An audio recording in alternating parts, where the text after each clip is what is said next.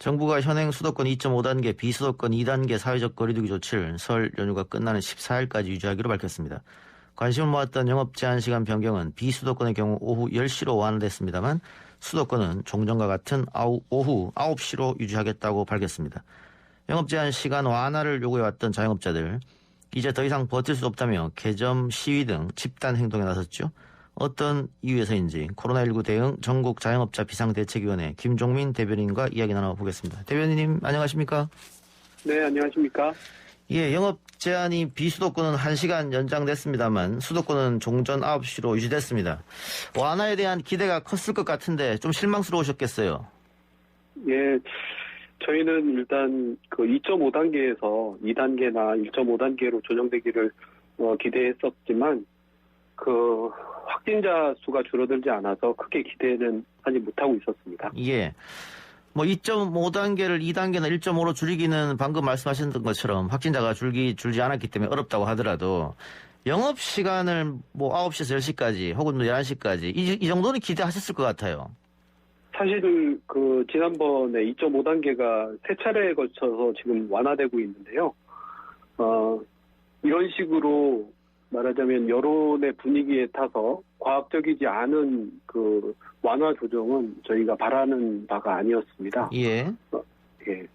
지금 가장 그러면 원하는 건 어떤 것이 있을까요?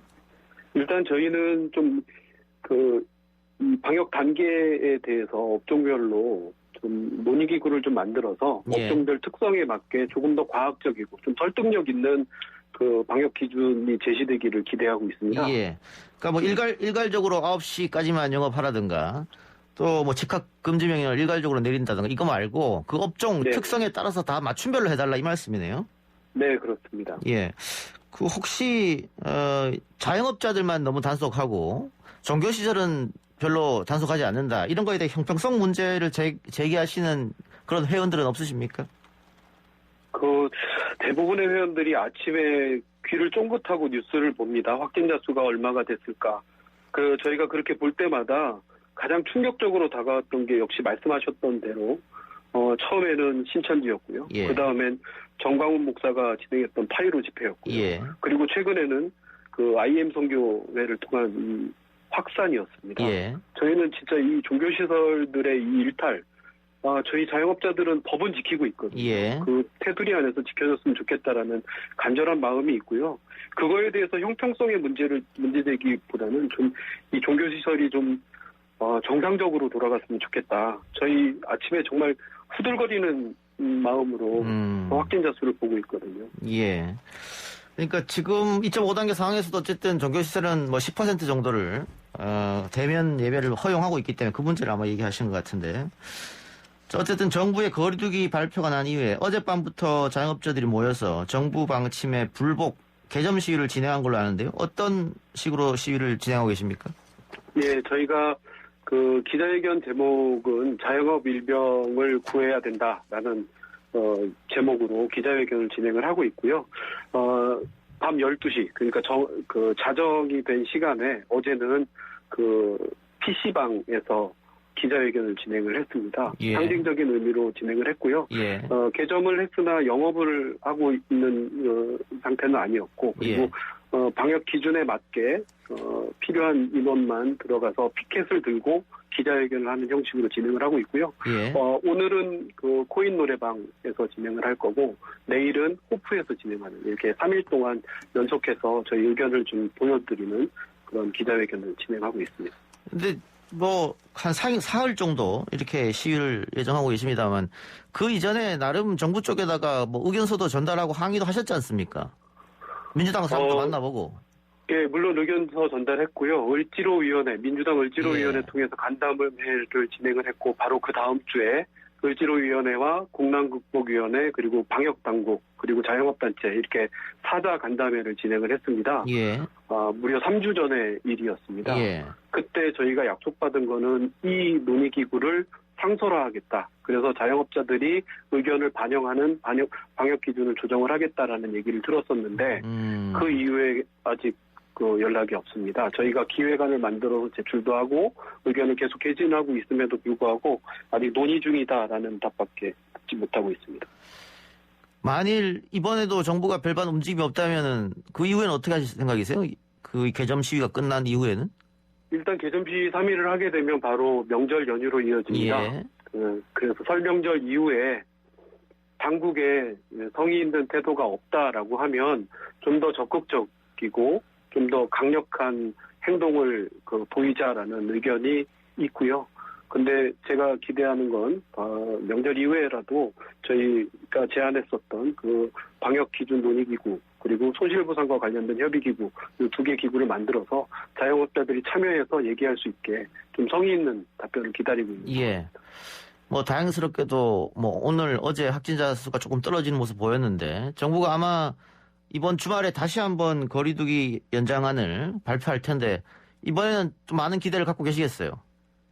일단 확진자가 줄어들어서 단계가 내려가는 걸 가장 크게 기대를 하고 있습니다. 예. 그리고 근데 이런 대유행이 또 이후에 언제 이루어질지 모르기 때문에 이 방역 기준은 좀 더 과학적이었으면 좋겠다. 그 인과관계 중심으로 해서 방역 기준을 좀 조절했으면 좋겠다라는 말씀을 드리고 싶습니다. 예. 계속해서 건의를 하고 있는데 그건 잘 안 되는 것 같고요. 방금 말씀하신 체계적, 과학적, 업종별로 좀 따로 달라는 것은 좀 안타까운 상황인데 지금 1년째 잖습니까 벌써? 네. 버티는 분들도 계시고 이미 버티지 못하고 폐업하신 분도 많이 계실 것 같아요.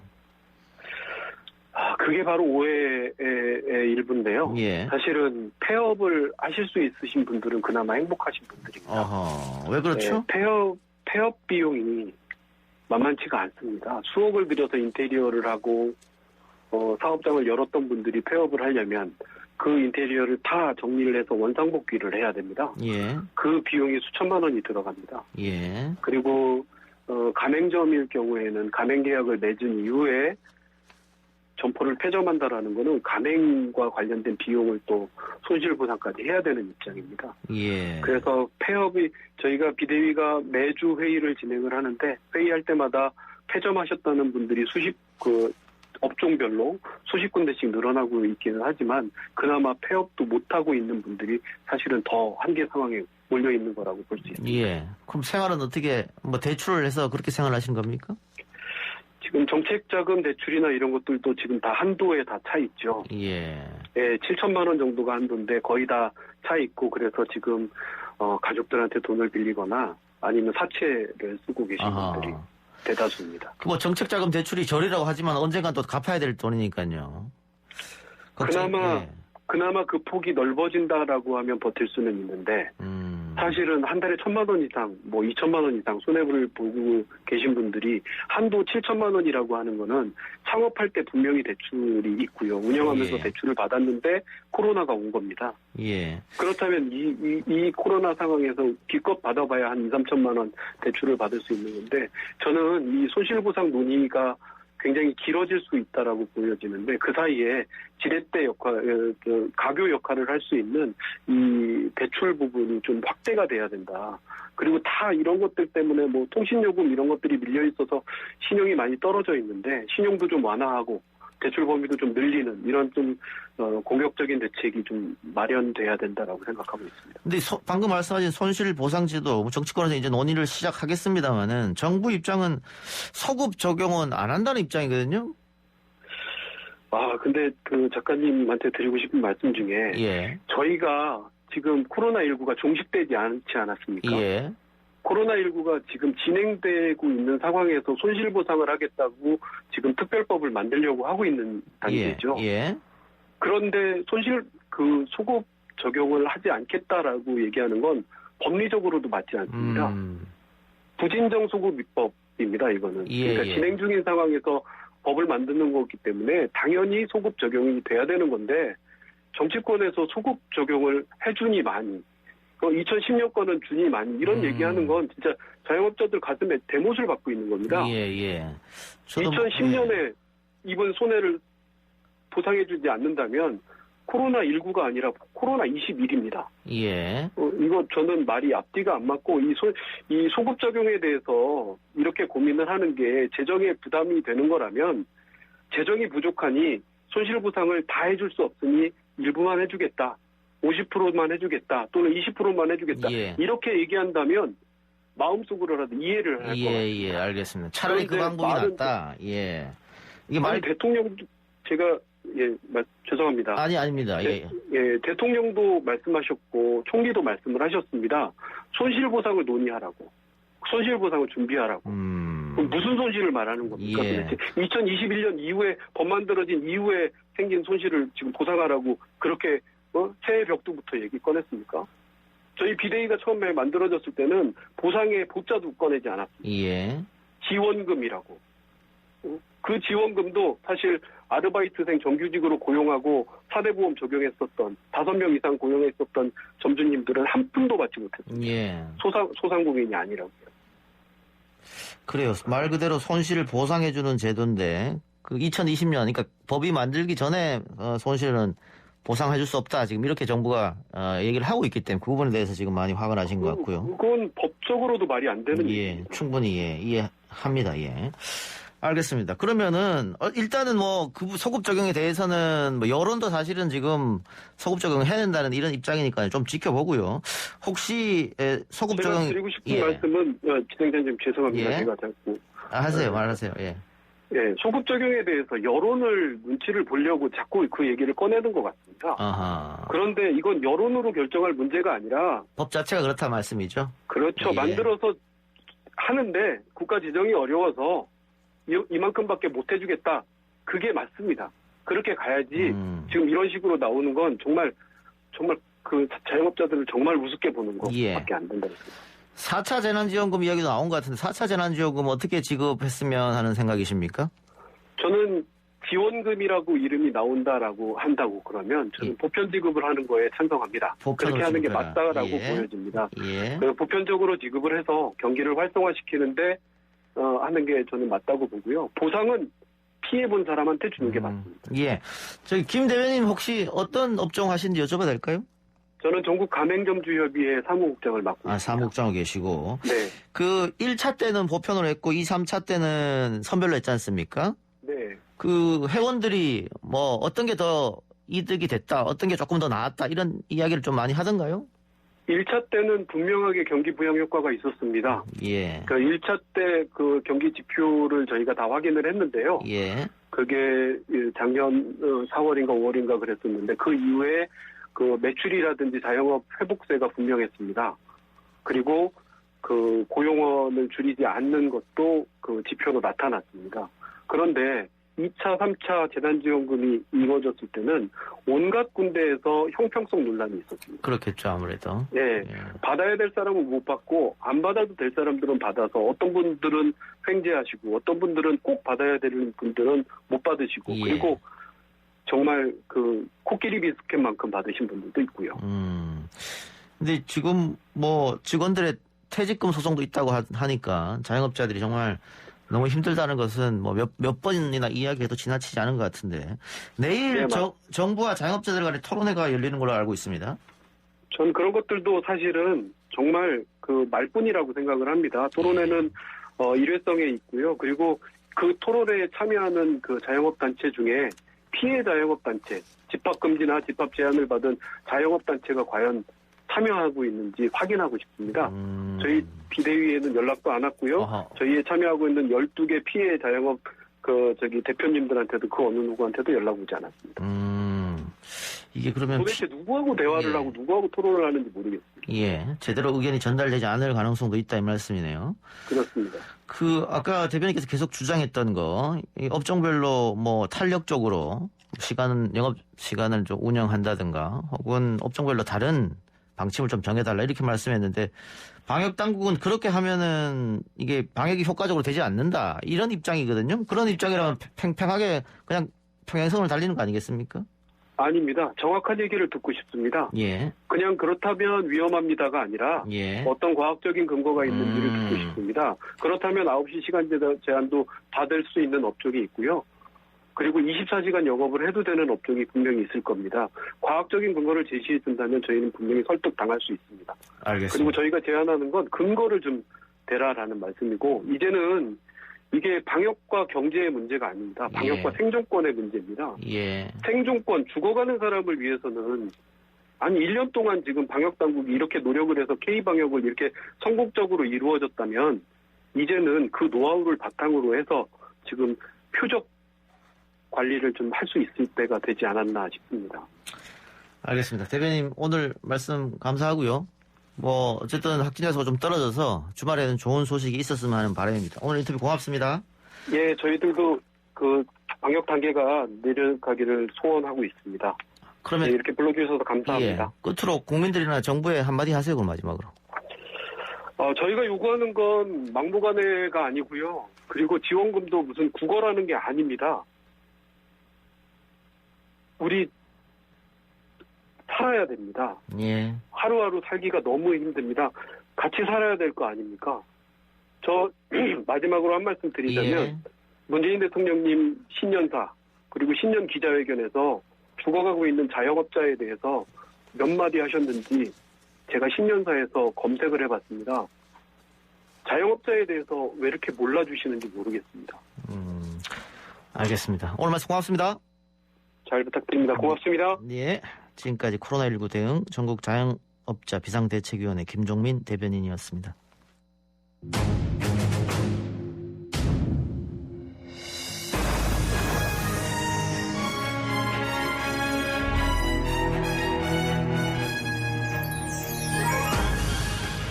뉴스 정면승부에서만 만나볼 수 있는 고퀄리티 정치 토크 여의도 정면승부 시간입니다. 오늘은 여야 두 분 전화로 만나보겠습니다. 더불어민주당 이재정 의원, 국민의힘 박성중 의원 전화 연결했습니다. 여보세요? 네, 여보세요? 안녕하세요. 이재정입니다. 안녕하십니까? 예, 안녕하십니까. 두 분도 앞서 우리 자영업자 비상대책위원회 대변인하고 저하고 인터뷰하는 거 들으셨을 텐데, 저도 진행하면서 좀 많이 좀 안타까운데요. 예. 일단, 네네. 예, 관련해서 우리 여당 의원님 말씀 좀 들어볼까요? 네, 사실상 우리나라의 자영업은 복지가 실종된 영역에 있어서 최후의 사회 안전망 역할을 해왔습니다. 예. 그런 자영업자분들의 절규에 가까운 생존에 대한 이야기 말씀 너무 무겁게 예. 말씀 들었고요. 정말 그 비통한 심정, 절박한 마음에 100분 가다울 수는 없겠지만 사실 제가 목소리가 울컥일 예, 만큼 너무 안타깝고 정말 경주해야 될 정말 저희가 경청해서 경주해야 될 일을 다시금 되새기고 있습니다. 예, 박 의원님. 여보세요? 예, 말씀하십시오. 예. 저도 저 지역에서 자영업자들을 많이 만나고 있습니다. 예. 예를 들면 PC방이라든지 노래방, 호퍼집, 식당, 카페, 영화관, 학원, 독서실, 등등등 만나고 있는데, 예. 다 지금은 완전히 생존이 죽겠다고 지금 난립니다. 예. 그러다 보니까 오늘도 전국 그 자영업자 비상대책위원회에서 예. 그 손님 안 받는 개점시를 벌이겠다고 예. 지금 하고 있는데, 예. 제가 직접 그 많은 그 영업주들을 만나 보니까 이 9시까지 일괄적인 이거 상당히 문제다. 예, 예. 업종별로 좀 차등도 저녁에 늦게 하는 PC방이라든지 이런 것도 있기 때문에 예. 이것을 좀 탄력적으로 앞에도 이야기 나왔습니다만은 좀 해줬으면 좋겠다. 그리고 정부가 K 방역의 성공 여부로 확진자 수로 자꾸 넘어가다 보니까 예. 전부 어떤 이 국민의 삶, 특히 자영업자에 대해서는 완전히 죽으라 하는 것밖에 되질 않는다. 예. 그런 차원에서 좀 정부의 홍보에 너무 관점을 두지 말고 예. 또 어떤 그 업자는 이런 이야기를 하더라고. 영업시간 8분 초과했는데 2주간 영업정지 당했답니다. 예. 그래서 현실에 맞는 규제를 해줬으면 좋겠다 이런 목소리가 컸습니다. 예. 그러면 야당에서도 사회적 확진자가 있기 때문에 사회적 거리두기를 무작정 완화할 수는 없는 문제고 자영업자들이 그렇죠. 이야기하는 10시나 11시까지 이 정도는 좀 해줘야 되는 거 아니냐 이런 입장이신가 보네요. 그렇죠. 예. 한 10시까지, 지금 9시까지 하면은 예. 식사를 하면 끝나버리지 않습니까? 다른 예를 들어서 실내 스포츠라든지 이런 거 전혀 퇴근하고 할 수가 없는 상황이거든요. 예. 그러다 보니까 영업 타격이 심각한 것 같이 보이더라고요. 알겠습니다. 그 야당에서 손실보상제도는 지금 어떤 입장이십니까? 손실보상에 대해서는 저희들도 마찬가지 해줘야 된다는 입장이죠. 예. 예를 들어서 우리나라 일부 지금 법안에서 소상공인 손실보상에 30% 내지 50% 손실보상도 일부 나오고 있습니다만은 예. 독일 같은 경우는 자영업자의 75%, 영국 같은 경우는 직장 잃은 사람의 80%, 일본 같은 경우는 자영업자 한 사람당 1,800만 원까지 단축기고가 한 경우 이렇게 다양한 그 기준들이 있거든요. 예. 그래서 우리도 그 기준 어느 정도 기준을 해서 해줘야 된다는 이야기고 두 번째는 그 직업 시기 문제 있지 않습니까? 예. 지금 정부는 그 손실 보상 관련해서는 그 법 이후에 하겠다 이렇게 지금 이야기하고 있으니까. 예. 그런데 자영업자 상당수는 작년부터 계속 해왔기 때문에 소급 지원해야 된다. 예. 이런 차원이지 않습니까? 그래서 저희들도 소급 선별 지원해야 된다. 이런 이야기고. 그다음에 이제 전체적으로는 손실 보상 문제에 대해서 지금 정부는 손실 보상 계획도 없고 주무급여 선거용으로 지금 내놓는데 좀 정교하고 형평에 맞는 손실 보상을 해서 여당, 야당, 정치권이 합심해서 뭔가 협의체를 만들어서 이 구체적인 알겠습니다. 좋겠습니다. 정리하면 야당에서는 손실보상 제도와 찬성하는데 소급 적용하고 보편으로 지급하라 이 말씀이네요. 네. 여야정 같이 좀 머리를 맞대고 좀 말을 많이 하자 이런 차원입니다. 예, 이재정 의원님이 여기 손실보상 이야기 좀 들어볼까요? 예. 코로나 상황에 여야정 모두 머리를 맞대자는 제안 너무 감사하게 생각하고요. 국민도 바라고 있는 모습일 것 같습니다. 그에 앞서서 먼저 첫 번째 내용과 관련해서 제가 답변을 못 드린 채로 이전 인터뷰를 들은 소회의 겸해서 말씀을 짧게 드린 것 같은데요. 같이 말씀해 주세요. 짧게만 먼저 말씀을 드리면 어찌되건 이번에 중앙재난안전대책본부가 발표한 내용도 방역과 민생을 동시에 잡을 수 있는 세분화된 조치를 강구하는 가운데 수도권이 사실상 전체 확진자 70% 차지하고 있는 상황에서 수도권과 비수도권을 이제 구분한 정도의 안을 내놓은 겁니다. 물론 새로 발표된 조치가 그런 현장에 세분화된 어떤 상황에 발맞추어서 모두 이제 고루 만족할 수 있는 안이 아닌 것은 충분히 잘 알고 있고요. 그런 현장의 고충과 이번 설 명절이라든지 개학 등의 추이를 종합적으로 고려해서 면밀하게 앞으로도 살펴나갈 겁니다. 사실 당초 코로나 상황을 일찍 극복한 나라라고 얘기하는 여타의 나라 중에는 강력한 봉쇄 조치를 취했던 나라들도 있습니다. 하지만 그 이면에는 또한 여러 이런 국민들의 피해라든지 경제에 대한 타격 등을 중복적으로 또 고려하지 않을 수 없는 상황도 있었을 겁니다. 그리고 또다시 재발하고 있는 상황 등에 대해서도 어떻게 대처할지는 두고 볼 일인데요. 같이 앞으로도 코로나 상황 추이를 지켜보면서 지혜를 모아갈 때라고 생각하고요. 지금 손실보상 등등 관련해서 사실 예전 같은 경우는 국민의 당연한 의무 로 여겨졌던 것들이 국민의 권리로서 국민께 돌려드려야 된다는 인식들이 재정 건전성만을 이유로 막아졌던 것들이 사실은 코로나를 계기로 해서 사회 패러다임이 새롭게 전환되는 국면을 봅니다. 우리 야당 역시도 손실보상이 합당하게 있어야 되고 특히 이런 전국민적인 정책에 함께 참여한 그런 국민의 어떤 의무로 인한 손실에 대해서는 응당 국가가 책임져야 된다는 이런 인식을 함께하게 되는데 너무 반가운 마음이고요.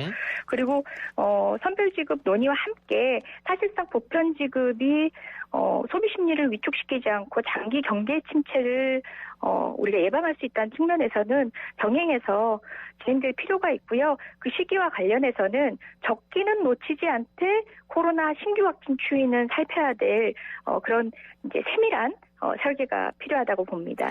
그 가장 지금 문제가 되는 게 소급 적용인데요. 일단 뭐 이낙연 대표, 홍남기 부총리는 소급 적용은 안 된다는 입장인데 뭐 아까 자영업자 인터뷰 들었습니다만 이건 법적으로도 문제가 있다. 뭐 이재정 의원님께서도 법률가시니까 이 당론으로 결정된 겁니까? 어떻게 된 겁니까? 사실상 당론으로 어떤 입장을 결정한 건 아니고요.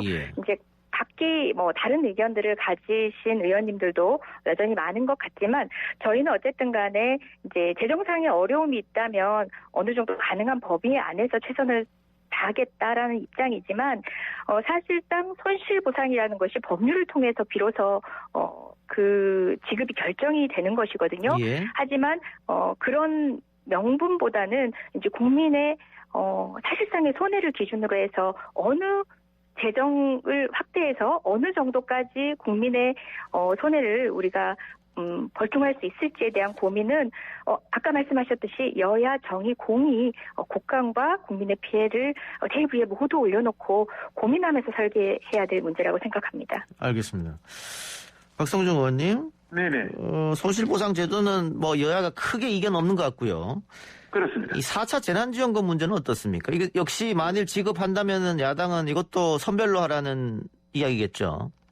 저희들이 이제 그쪽이 좀 큰데요. 예. 지금 여당 같은 경우는 4차 재난지원금은 손실보상 나오기 전에 그걸로 통치고 손실보상은 법 이후에 하자 이제 이런 식으로 아마 그래 소급 적용을 안 하는 개념으로 뭐 거의 정리가 된 것 같은데요.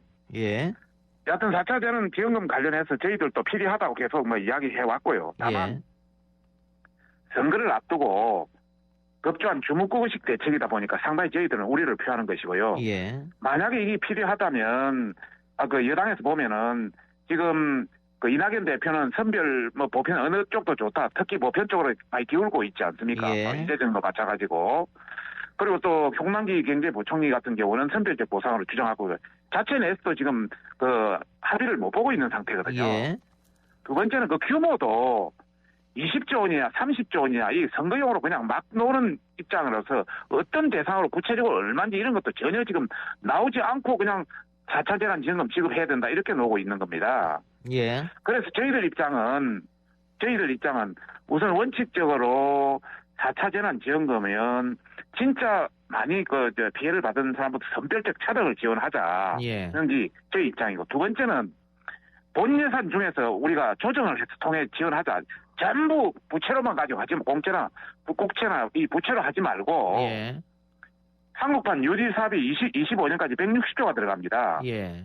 그 중에 좀 잘라내고, 그 다음에 올해 예산 중에 558억 중에 재량 지출이 한 290조 가까이 됩니다. 그 중에 10%면 29조 가까이 넣을 수 있거든요. 예. 그런 본 예산 조정을 통해서 지원도 마련할 충분한 가능성이 있다. 그리고 가장 더 시급한 것은 지금 벼랑 끝에 생존의 그 기로에 선 분야들이 많습니다. 업체들이. 이런 것부터 우선 지원해서 빨리 이걸 하자 이런 소원입니다. 저희들은. 예. 이재정 의원님. 네.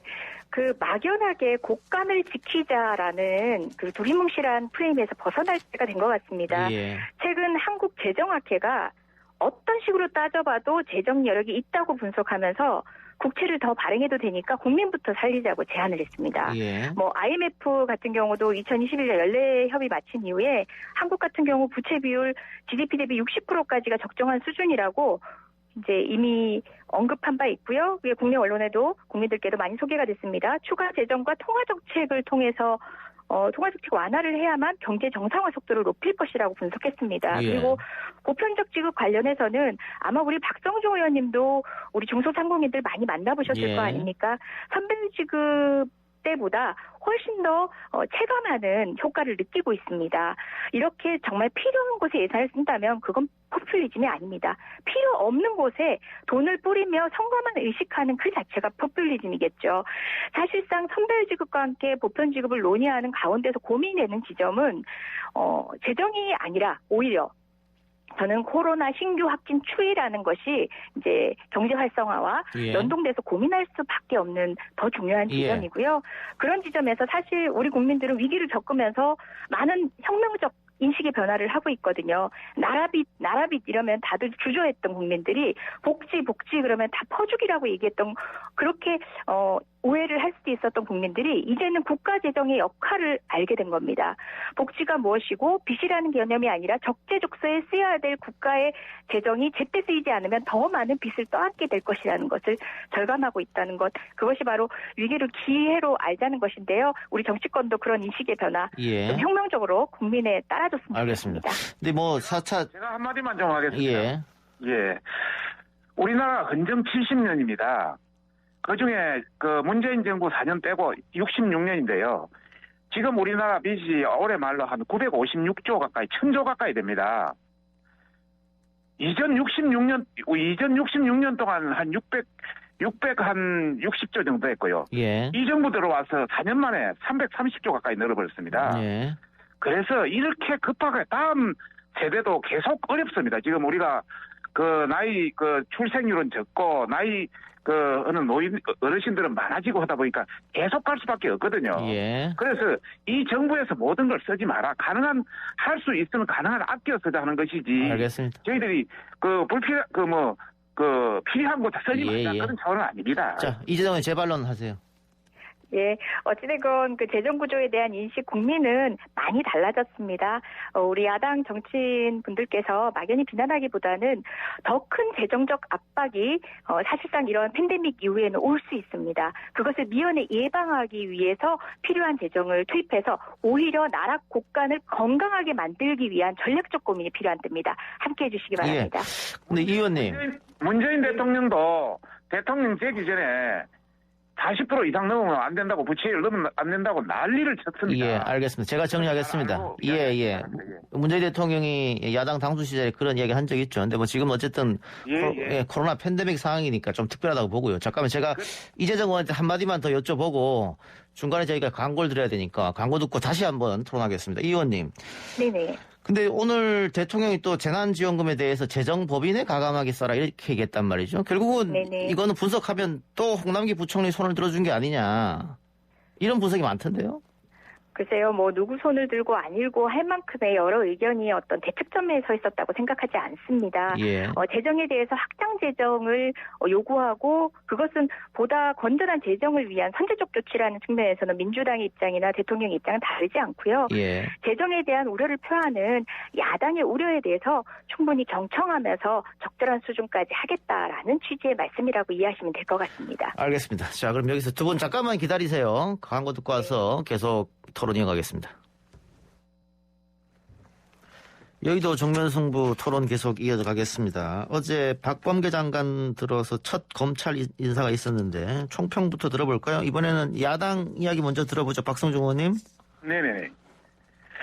우선 뭐 전체적인 결론은 추미애 장관 인사 시즌2다 이렇게 말씀드리고 싶고요. 예. 뭐 협의도 검찰총장 협의도 없었고 또 인사 발표 전에 뭐 공지도 해줘야 되는데 통지도 해줘야 되는데 통지도 안 해줬고 쇼만 두 번 만나서 쇼만 했다 이런 말씀을 드리고 싶고요. 예. 결과적으로 인사를 보면은 문 정권의 입맛에 맞는 검찰 고위 간부는 인사를 단행했는데 뭐 이성윤 중앙지검장은 유임했고 예. 그래서 정권 수사 관계는 뭉개라 이런 뭐 어떤 무근의 어떤 표시 아니겠나 이런 생각이 들고요. 신재철 그 법무부 검찰국장은 남부지검장으로, 이정수 남부지검장은 법무부 검찰국장으로 자기 뭐 친정권 검사에 그 이동에 불과했다는 이야기고요. 그리고 정권 비수사에 했던 뭐 이런 사람들, 한동훈 검사장이라든지 기타 사람들은 전혀 뭐 움직임이 없었다. 이런 차원에서 추미애 시즌2다 이런 말씀을 드리고 싶습니다. 예. 여당 생각은 다를 것 같습니다. 네, 법률에 근거해서 판단을 하시면 합니다. 기본적으로 의견 청취 있었고요. 심지어 사실상 산하기관에 불과한 검찰총장에게 직접 찾아가서 의견을 경청했습니다. 그간에 관례적으로는 제3장소에서 만났다라는 관례도 결국은 검찰이 법무부까지 장악하고 있던 시절에 친정체제가 청와대, 법무부, 검찰로 이어지던 그 시대에 인사의 관행이 있었던 것을 그나마 조금 더 탈피하면서 그럼에도 불구하고 검찰을 존중하기 위해서 법무부 장관이 찾아갔습니다. 의견을 청취했고 실제 그 내용에 있어서도 들여다보면 검찰국장 같은 경우는 총장이 비서실장격인 기조 부장했던 분을 임명을 했습니다. 예. 뿐만 아니라 사실상 정권의 부담이 될 것이다라고 한간에서 얘기하는 그런 사건들이 있는 대전지검 같은 경우도 유임이 됐고요. 지금 이야기하고 있는 한동훈 법무연수원 연구위원이 다시 복귀되지 않았다라고 이야기하는데 사실상 이 부분은 검언 유착과 관련해서 지금 수사 중입니다. 여러 가지 논란이 종식되지 않은 상태에서 그리고 특히 그 수사에 키건이 되고 있는 스모킹 건이 되고 있는 그 핸드폰과 휴대폰과 관련해서 수사 기법 등 여러 가지 논의가 지금 계속되고 있지 않습니까? 그렇게 복귀를 해야 된다라고 얘기하는 것이 정치적 주장에 불과하고요. 사실상 검찰의 입맛에 맞는 인사를 성리망우처럼 주고받아서 일사불란하게 해왔던 지난 정권의 그런 모습을 여전히 갈구하는 것으로밖에 보이지 않습니다. 박성중 의원님, 방금 참고로 제가 한마디만 좀 하겠습니다. 안 하려고 했는데 뭐 대검에서 나오는 이야기들입니다. 대검찰청에 이런 인사 같으면 사전에 한번 통보를 해서 어떤 조율을 한다든지 그런 통보도 없었고 또 어제 기습적으로 전격 발표를 했고 윤석열 총장 두 번 만났는데 이거는 쇼만 했다. 윤석열 총장한테 이런 관련에 대해서는 전혀 이야기가 없었다는 겁니다. 그런 차원에서 저희들이 문제를 하는 거죠. 단순히 쇼만 해서는 안 된다. 인사 관계는. 근데 제가 좀 여쭤볼게요. 이재정 의원도 방금 얘기했고 박범계 그 장관도 이야기한 건데 심재철 검찰국장 교체했고 그다음에 신임 기조부장은 윤석열 총장 원하는 사람 임명했고 또 대전지검장 이두봉 유임시켰고 이 정도면은 의견을 많이 들어준 거 아니냐 또 이런 얘기는 나온 것 같아요. 거기에 대해서 어떻게 보세요? 기조부장이라든지 이런 것은 아마요 윤석열 총장 쪽에서 요구한 것이 아니고 예. 당초부터 인사안에 들어있었던 것 같습니다. 그리고 예. 그것도 사전 통보해주지도 않았고요. 특히 그 이두봉 그 대전지검장에 대해서는 여러 가지 이쪽에서는 검찰 내부 의견을 존중한 건 아니냐 이런 이야기가 있지만 예. 저희들은 이보 전진을 위한 전략상 후퇴다 모양을 갖춘 격이라 저희들은 그렇게 평가하고 있고요. 예. 만약에 이두봉 그 대전지검장을 거치면은 핵폭탄 그 어떤 정권 비리 어떤 월성 원전 이런 게 관련돼 있기 때문에 괜히 건드는 게 안 좋다. 북한 원전 관련 신내림 문건 삭제 이런 것도 있고.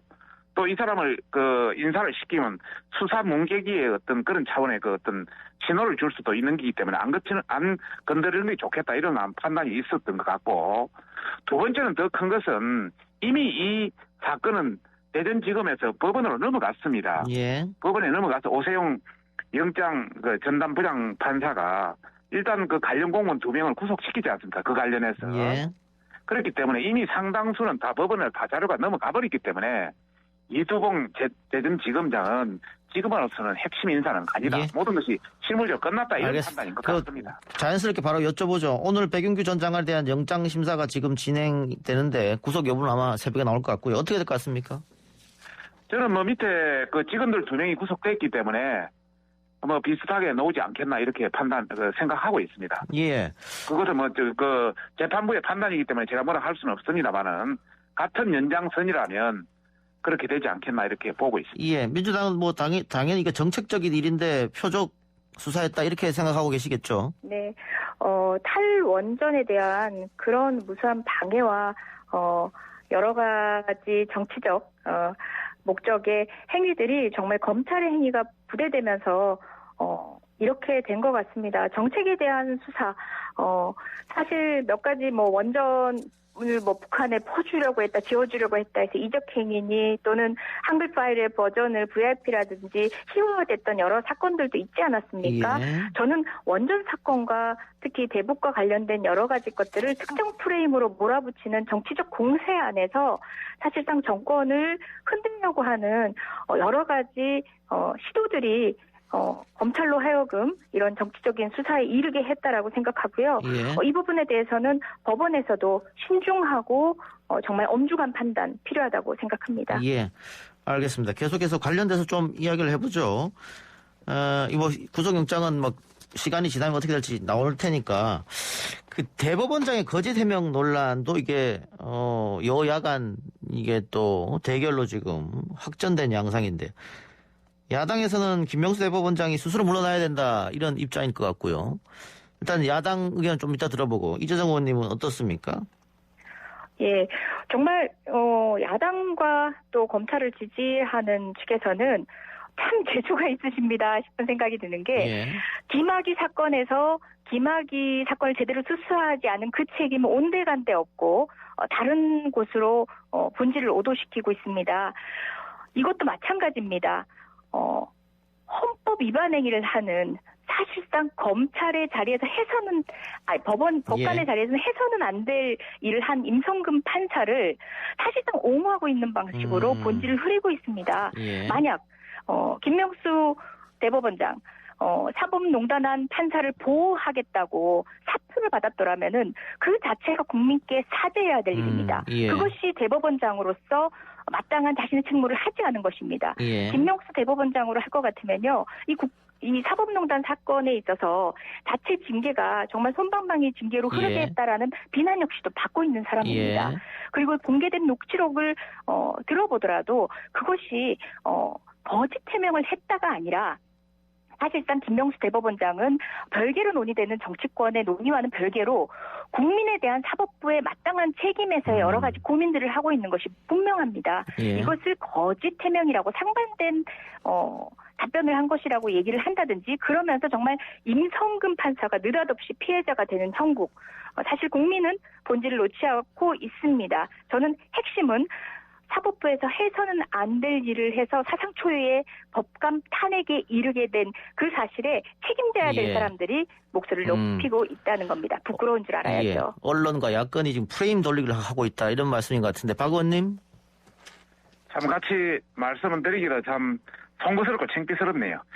제가 오늘 대정부 질문에서 헌정사상 한 번도 경험하지 못한 사례로서 윤석열 그 수사지휘권을 두 차례나 그 박탈한 거, 그다음 판사 탄핵한 거, 대법원장의 김명수의 거짓말 이 이야기를 들었습니다. 예.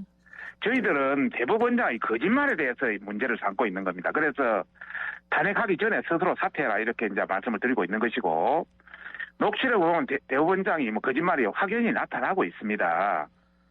대법원장이 어떻게 그 거짓말을 해서 어떤 그 자리를 유지해 말이 되겠습니까? 미국의 닉슨 대통령도 거짓말을 해서 날아갔습니다. 예. 그런 차원에서 말씀드리고 싶고요. 그 다음에 저희들이 심각하게 보는 것은 대법원장이면 상권 분립의 한 축을 이루고 정말 입법행정사법의 견제 기능을 유지해야 되는데 완전히 청와대나 입법부 눈치를 보는 이런 대법원장이면 상권 분립을 완전 쓰레기통에 넣은 거나 마찬가지다 이런 차원에서 예. 책임을 져야 된다는 이야기고요. 예. 그래서 지금 대법원장의 사퇴 요구하는 성명이 지금 줄을 잇고 있습니다. 전직 그 대한변호사협회장 8명이 그 공개를 했고요. 바른시민연합이라든지 판사 전용 온라인 게시판 2판 4판에 가면 왕창 떠 있습니다. 예. 사법연수원 17기 뭐 140명도 마찬가지로 이런 게 줄을 잇고 알겠습니다. 있는 과정에 예. 본다면은 본인이 스스로 사퇴하는 것이 예. 바람직하다 이런 근데 말씀을. 의원님, 그 김명수 대법원장의 거짓말, 자진 사퇴 이건 별개로 하고 그 네네. 임성근 판사의 그런 위헌적 행동에 대해서는 어떻게 보세요? 거기에 대해서는 뭐 저희들이 변호하고 싶지는 않습니다. 그게 만약에 법이라든지 이런 관련해서 뭐 위법 사항이라든지 또 책임을 져야 될 사항이 있다면 그건 해야죠. 예, 알겠습니다. 이재정 의원님. 예. 제가 질문 드릴게요. 네네. 그 여권에서 계속 주장하는 게 이게 뭐 초유의 탄핵이다, 판사들. 이게 법관들 길들이기 한다, 법원 길들이기 하려고 하는 것이다, 이런 주장 계속 하고 있거든요. 지금까지 징계, 송반망이 징계 같았던 판사의 비리행위들 있죠. 예. 뭐 성추행이라든지 음주운전이라든지 이런 것들이 사실 다른 나라, 일본, 영국, 미국의 사례에서는 탄핵감이었습니다. 예. 있었던 헌법상의 제도를 제대로 활용하지 못하고 제19 감사기로 일관하고 있는 법원을 방관하고 또 검찰 김학의 사건 같은 것을 정말 국민적 시각과 달리 처분했던 그런 검찰의 제19 감사기를 옹호하는 것이 삼권 분립 정신에 부합하는 건지 야당의 그런 옹호가 도저히 납득되질 않습니다. 예. 국민 주권 그리고 헌법상의 제도를 제대로 구현해서 민주적 정당성이 있는 국민으로 하여금 판단받도록 하는 이 탄핵 사실 늦어도 한참 늦은 겁니다. 늦었다. 알겠습니다. 저희들 진짜 의원님 시간이 제가 없어서 지금 마무리해야 됩니다. 제가 다음 주에 스튜디오에 한 두 분 모시고 좀 길게 얘기할게요. 네네. 오늘 두 분 말씀 고맙습니다. 감사합니다. 예. 지금까지 민주당 이재정 의원, 국민의힘 박성중 의원이었습니다.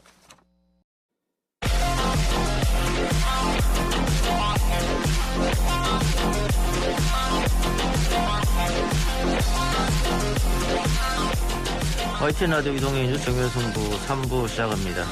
오늘 나온 뉴스들 언박싱 해드리겠습니다. 아주경제 김태현 기자 연결합니다. 김 기자님. 네, 안녕하십니까. 김태현입니다. 코로나19 상황부터 살펴주시죠. 네, 중앙방역대책본부는 오늘 0시 기준으로 국내 코로나19 신규 확진자가 289명 늘어서 누적 81,185명이라고 밝혔습니다. 전날보다 83명 줄은 수치고요. 지난해 11월 중순부터 본격화한 3차 대유행이 올해 들어 완만한 감소세를 보이다가 지난달 말 IM 성교회를 비롯한 곳곳의 집단 감염 여파로 잠시 500명대까지 치솟았으나 400명대, 300명대를 거쳐 오늘 200명대까지 내려왔습니다. 주요 감염 사례를 보면 어제 서울에서는 서대문구 운동시설 관련 누적 확진자가 16명으로 늘었고요. 광진구 음식점 관련 확진자도 총 69명으로 불어났습니다. 경기 지역에서는 안양시 사우나 집단 감염 사례와 수도권 도매업, 강원도 횡성병원 사례 사이에 역학적 연관성이 확인되면서 3사례의 누적 확진자가 34명으로 집계가 됐습니다. 예. 자, 오늘 0시 기준으로 전날보다 83명 줄었다. 근데 지금 7시 현재 시각에서도 전날보다 또 50명 줄은 모습이거든요. 그렇다면은 뭐 200명대를 계속 유지한다고 하면 좀 기대를 해봅시다. 주말에 거리두기 완화가 좀 이루어질지 자영업자들 너무 힘들어하시기 때문에 그렇죠? 네, 그렇습니다. 예, 기대를 좀 해보고요. 박근혜 전 대통령은 코로나19 음성이 나왔고 구치소로 복귀했네요. 네, 9일 구치소로 복귀하는 겁니다. 그러니까 서울 구치소에서 코로나19 확진자와 밀접 접촉을 해서 외부 병원에 입원을 했었는데요. 박근혜 전 대통령은 그래서 현재 서울 서초구 서울 성모병원에 입원 중인데 내일 오후 서울 구치소로 복귀할 예정입니다. 지난달 20일 입원한 지 20일 만이고요. 앞서 박 전 대통령과 밀접 접촉한 서울구치소 직원 한 명이 지난달 19일 코로나19 전수검사에서 양성 판정을 받았습니다.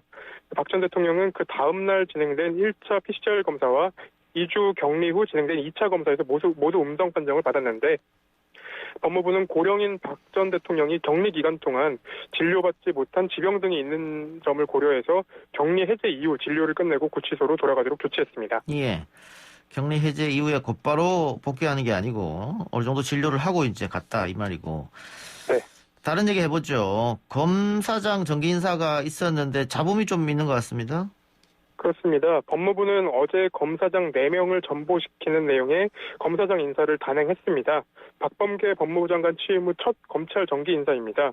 그 인사 이후에 이제 윤석열 총장 패싱 등 이제 여러 주장들이 나오고 있는데, 그거는 이제 이성윤 서울중앙지검장이 유임되고 그리고 심재철 검찰국장이 남부지검으로 가는 등 윤석열 총장과 조금 거리가 있는 검사들의 인사 협의가 형식적이었다는 지적입니다.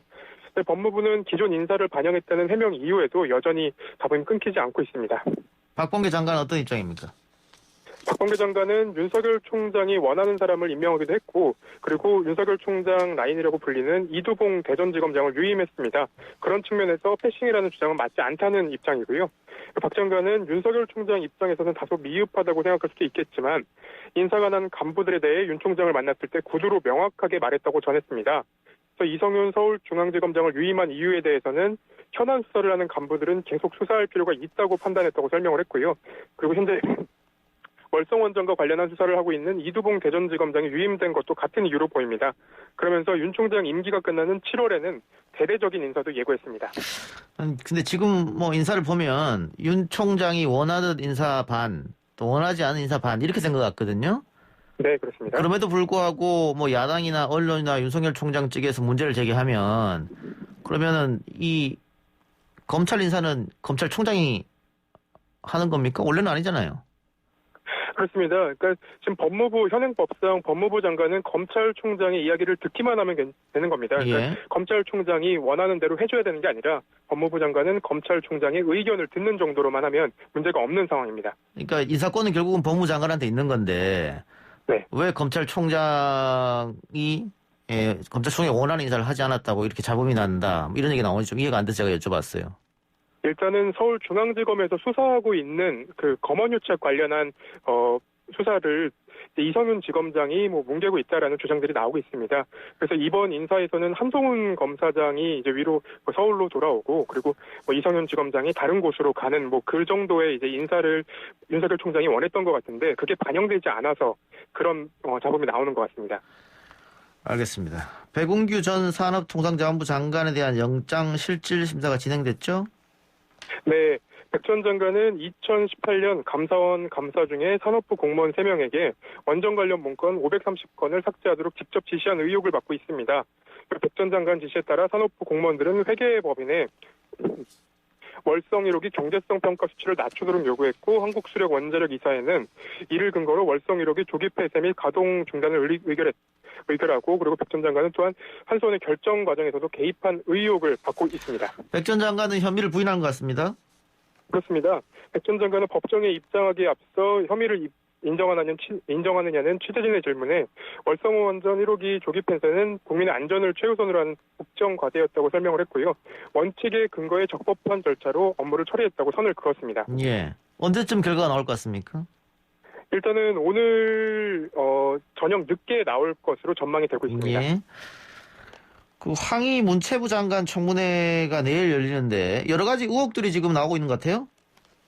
그렇습니다. 일단 보도되는 것들만 살펴보면 황 후보자는 20대 국회 본회의 중에 병가를 내고 스페인 여행을 갔다 왔다는 의혹을 받고 있습니다. 예. 이에 대해서 이제 황 후보자는 스페인으로 가족 여행을 다녀온 것은 사실이지만 당시 원내대표와 상의를 했고 그리고 휴가나 출장 등을 병가 처리한 것은 행정비서의 실수였다고 해명을 했습니다. 예.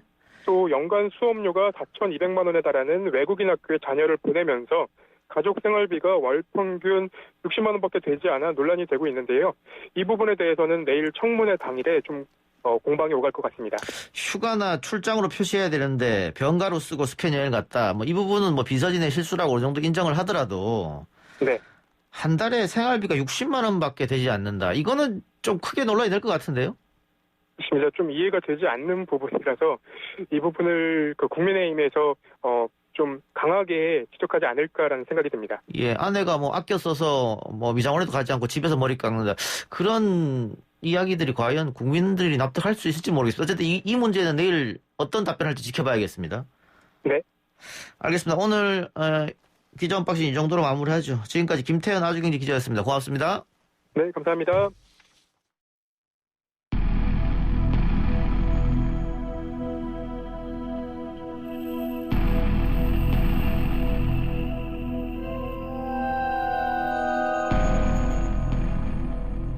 사건 처리반 시간입니다.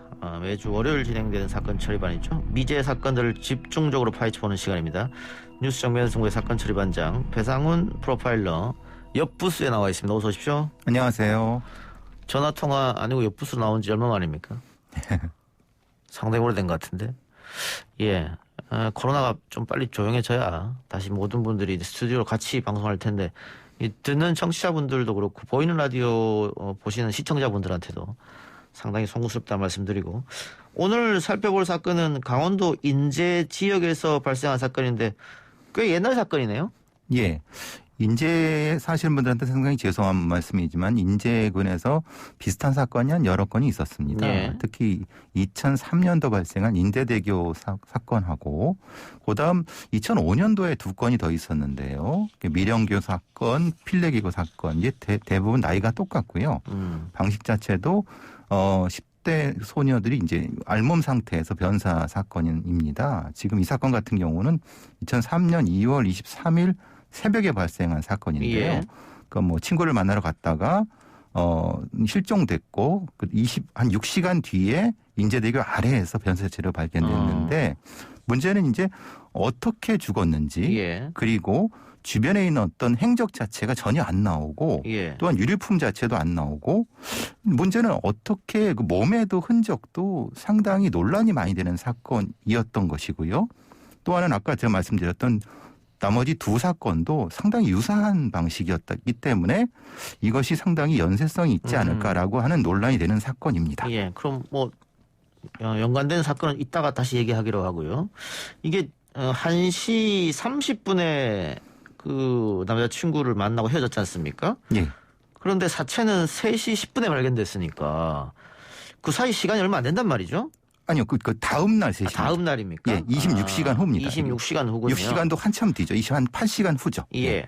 그런데 사체에서 뭘 아무것도 찾지 못한 모양이죠. 부검을 해도 아무것도 안 나온 겁니까? 왜냐하면은 이 몸에 걸친 것이 없는 상태에서 예. 인제대교 39m 위에서 밑으로 떨어졌는데 그러니까 골절상이 많겠죠. 예. 그러니까 실제로 어떤 상처에 의해서 이분이 돌아가셨는지가 확인이 안 되는 겁니다. 예. 그러니까 상처는 많은데 있는데 예. 그게 떨어진 상처인지 아니면 다른 어떤 누구에 의해서 가격된 상처인지가 확인 안 되고 또 하나는 그렇기 때문에 어떤 성범죄의 흔적이라든가 이런 것들이 확인이 안 된 사건인 겁니다. 그러면 스스로 목숨을 끊을 확률도 좀 있고요. 아니면 범죄에 연루될 가능성도 있는데 이게 변사체가 알몸이었지 않습니까? 예. 그 스스로 목숨을 끊는 극단적 선택할 때 알몸으로 그런 경우도 자주 있습니까? 근데 그 2월입니다. 2월. 2월인데 그게 가능하겠습니까? 예. 그리고 보통 다리 위에서 투신할 때 떨어지는 게 다리부터 떨어집니다. 예. 왜냐하면 우리가 보통 뭐 이게 투신한다고 해서 머리부터 떨어지는 것이 아니라 예. 근데 이게 지금 사체는 수평으로 떨어진 흔적입니다. 예. 왜냐하면 충격량이 상체와 하체의 충격량이 거의 고르게 돼 있기 때문에 예. 이거는 뭐냐면 옆으로 던졌다고밖에 설명이 안 되는 상황이었던 거예요. 그러니까 자살의 가능성은 애초에 배제한 겁니다.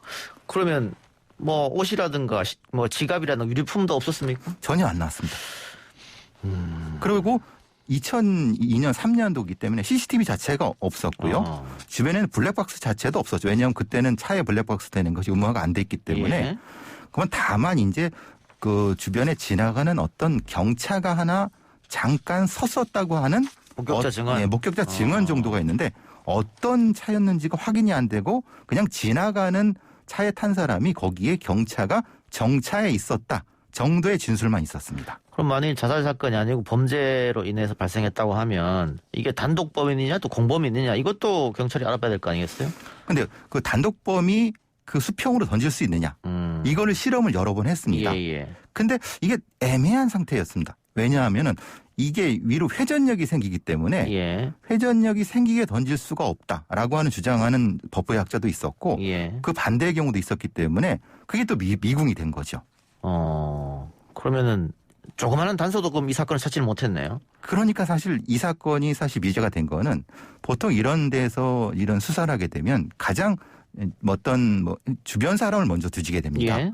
그러니까 면식범을 뒤지다가 보니까 안 나오게 된 거예요. 예. 그러니까 그러면은 이제 비면식을 찾을 때 그때는 너무 시간이 늦게 된 거고 그러다 보는데 뒤에 사건이 문제가 되는 거예요. 왜냐하면 2005년도와 2005년도 두 건이 비슷한 사건이 생기면서 애초에 수사 자체를 면식범 주변인으로 수사했던 것이 상당히 문제가 있지 않았느냐. 아하, 왜냐하면 이거는 저쪽으로 되는 거니까. 예, 그러면 다시 두 번째 사건으로 가는데 그 전에요. 예. 그 외부 타박상 발견됐는데 그것은 뭐 어떻게 발생된지 알 수 없다고 하셨잖아요. 예. 그 알몸으로 발견됐으니까 혹시 성폭행 흔적은 안 나왔습니까? 안쪽에서는 그 성폭행의 흔적 말하자면 정의 양성 반응 같은 게 안 나왔습니다. 그렇기 때문에 이게 또 미제가 되는 거죠. 그렇네요. 자, 그럼 비슷한 사건을 하는 다음 사건도 설명해 주시죠. 예. 요거는 아까 말씀드린 필레거국하고 미령교 사건하고는 다른 분류입니다. 예. 요건 인제 광치령 사건이라는 건데 예. 이거는 이제 2003년도 그 아까 말씀드린 그 사건의 두 달 뒤에 4월 18일 날 예. 인제읍에는 광치령로에 어떤 사체가 마대자루 3개에 나머져 담긴 그러니까 쉽게 말하면 이제 토막이 난 거죠. 예. 그 상태에서 또 인부들에 의해서 가드레일 공사는 인부들에 의해서 발견됐는데 문제는 이제 그 머리랑 팔이 없어졌습니다. 다른 건 다 있는데 그래서 주변을 다 기동대들이 뒤졌는데 예. 발견하지 못한 겁니다. 예. 예. 이게 그러면 사체를 훼손했다는 이야기지 않습니까? 그렇죠. 이것도 그러면 역시 증거라든가 뭐 이런 걸 찾지 못했나 보죠?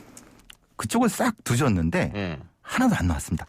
다만 그 사체가 담긴 마대자루 3개만 남았고 예. 그 광치령이라는 데가 이런 데 있지 않습니까? 옛날에 꾸불꾸불 어떤 고개가 있는데 그것이 폐쇄된 도로인 겁니다. 예. 새로 길이 밑에 생기면서 꾸불꾸불 위로 올라가는 도로가 없어지고 그 광치령을 누군가 아는 사람밖에 찾을 수 없다. 아하. 이런 거지만은 문제는 거기 CCTV라든가 출혈 흔적 자체가 없었던 거죠. 그 지리적으로 이 지역을 아는 사람이다. 이것만 지금 특정할 수 있고 나머지는 전혀 알 수 없었다 이 말씀인데. 그렇죠. 시신이 훼손됐잖아요. 예. 신원은 확인했나요? 신원도 확인한다. 왜냐하면 머리랑 양팔, 그러니까 지문이라든가 얼굴 자체를 의도적으로 없었던 거죠. 예. 근데 물론 이제 다른 거를 비례해갖고 뭐 다리의 길이에 비례해서 전체 키를 추정해봤더니 예. 185cm 90 정도의 남성이다.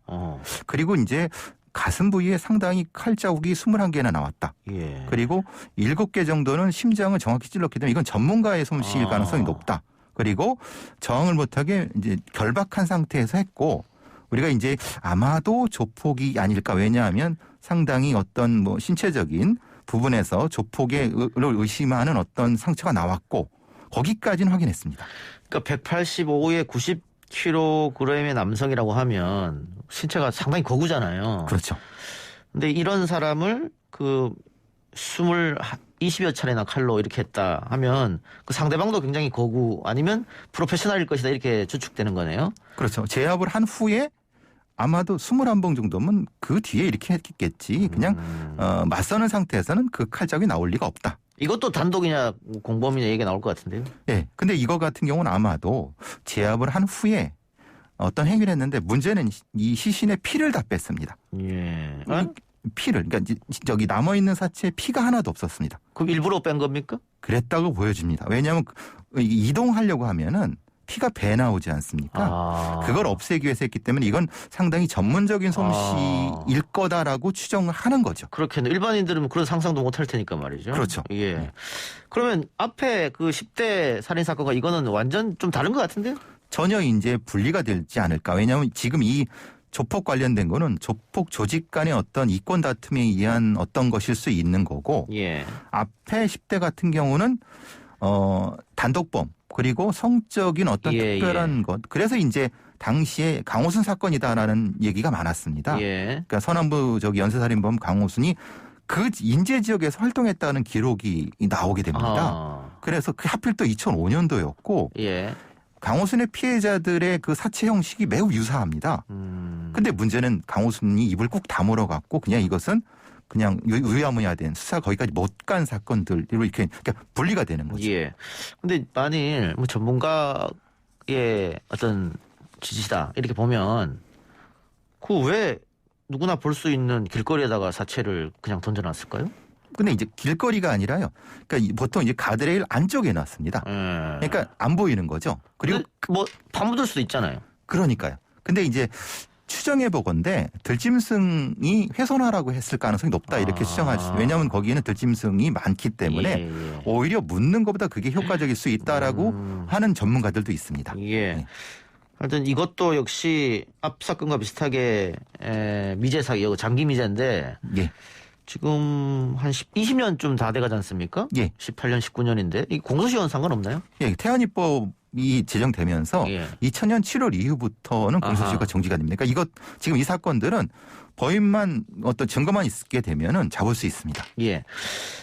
근데 이거 지금 뭐 두 번째 사건 같은 경우에는 피해자 신원도 확인 안 됐으니까 뭐 DNA 은행 이런 거 있지 않습니까? 그래도 확인이 안 됩니까?